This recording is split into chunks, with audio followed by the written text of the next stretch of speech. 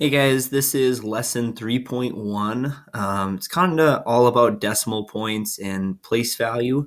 So this first page, what you're going to do is you first have to place the decimal in the right place and then tell me the value of the 3, the 2, the 0, and the 4.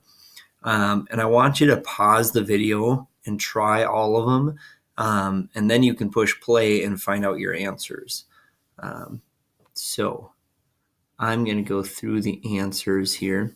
So the first one is 32 and 400. So the decimal goes right after the 2. The 3 is worth 30. The 2 is worth 2. The 0 is 0. And then this one I'm going to put 0 point. See if my decimal point works. 0, 4. Just like that.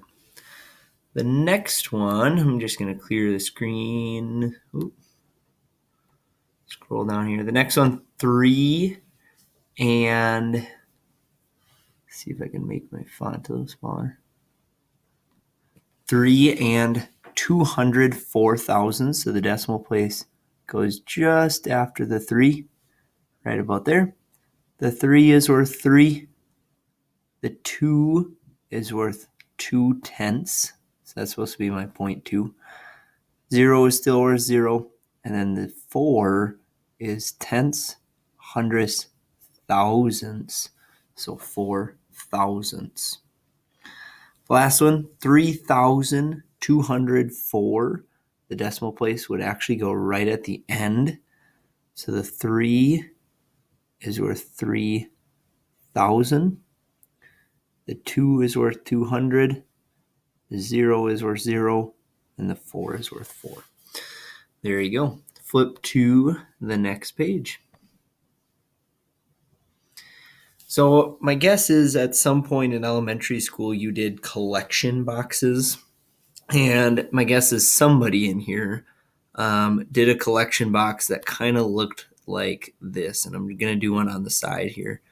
But you probably had a collection box for like 25. And in your collection box, somebody did 25 plus 0, 24 plus 1, 26 minus 1. And you were coming up with all these different ways to number 25. Well, today is very similar, but we're going to do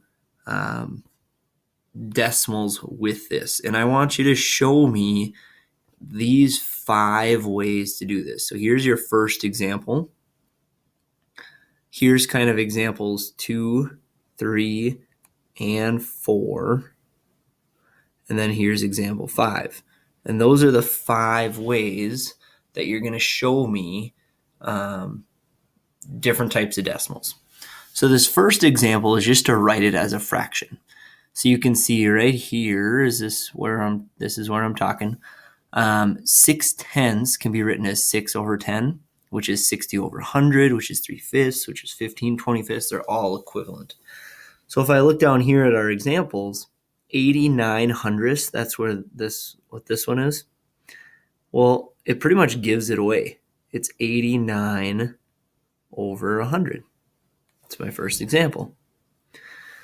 Number 2, this one would be 4, and this is tenths, hundredths, thousandths place. It would be 203 thousandths because it's in the thousands place. So you can kind of see that the decimal place gives away its fraction. 89 hundredths, 4, and 203 thousandths. Okay, so that's example 1. It's going to make me erase what I have, so hopefully you have those answers down. And I'm going to look at example 2 here. Example 2 is just the sum of the decimals in standard notation. So we're just taking this decimal and expanding it out. So 32 hundredths is 3 tenths plus 2 hundredths. So this one would just be 8 tenths plus 9 hundredths. and that's how you expand it out. Over here, I would have 4 plus 2/10, and I can actually skip the 0, plus 3 thousandths. And that's just expanded notation. Now, if I wanted to show that same thing, so now we're on example 3 here, this one is the sum of the multiplication expressions. So the 8 right here is really 8/10. So really it's 8 times 1/10. And that's a decimal right there. Plus 9 times 1/100th. And I can write it like that because that's the place that it's in. So this one might get a little long. 4 times 1, because it's in the ones place, plus 2 times 1/10, because it's in the tenths place, plus 3 times 1/1000ths, because it's in the thousands place. Okay, so that's example 3. Example 4 is actually the exact same, but now rather than writing the decimal, it's writing it in fraction form. And I just erased to scroll down a little bit. Hope that's okay. If you need to go back, just kind of rewind. So this one would be 8 times in the fraction 1/10 plus 9 times the fraction 1/100th. And I like to throw in parentheses to make that a little cleaner. Over here, this would be 4 times 1 plus 2 times the fraction 1/10 plus 3 times the fraction 1/1000th. And you can kind of see how that's expanded out. Last example, and I actually kind of like this one, I think it's one of the easier ones, is really just taking the whole number that you see, so 89, and this one would be 4,203. So I just made it a whole number. And you're just going to multiply it the decimal of the place value. So this one is tenths hundredths, so I'm just going to multiply it by 1/100th. This one ends in the thousands place, so I'm going to multiply it by the 1,000th place. And there you go. You should have that whole table filled in. Sorry I had to erase it as I went, but that's just the way technology is working right now. So there you go. Flipping to the next page then, we do have a total of 4 pages. This page, I'm actually going to let you do part of it on your own. So you have some tables here.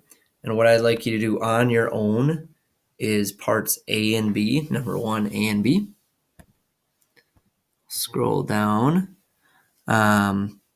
I would like you to do number 2 on your own. So all of those can be on your own. And then how about you try number 3 on your own? Then pause the video and you can check your answers in just a second. So here's the answers for number 3. It says circle the ones that are equivalent within each row. This one equals 3, that equals 3, that equals 3. The other ones do not. In this row, that is 0.25, that is 0.25, and that one is 0.25. In the third row, 1 and 2/10, 1 and 2/10, 1 and 2/10. Those ones are all considered equivalent. So there you go. Moving on to our last page, page 109. This one's a little tricky because it really is tough to think about these measurements and what these measurements mean And really what I'd like to do is show you a meter stick and show you what these measurements are.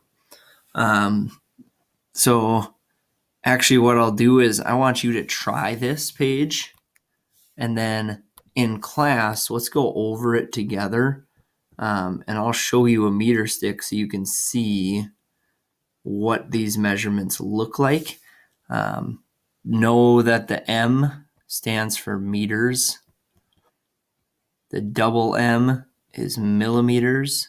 cm is centimeters. km is kilometers. Some of them are really tricky.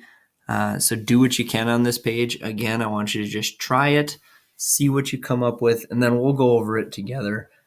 Just because I think you need to see these measurements to truly understand them. So good luck, and I'll see you in class soon.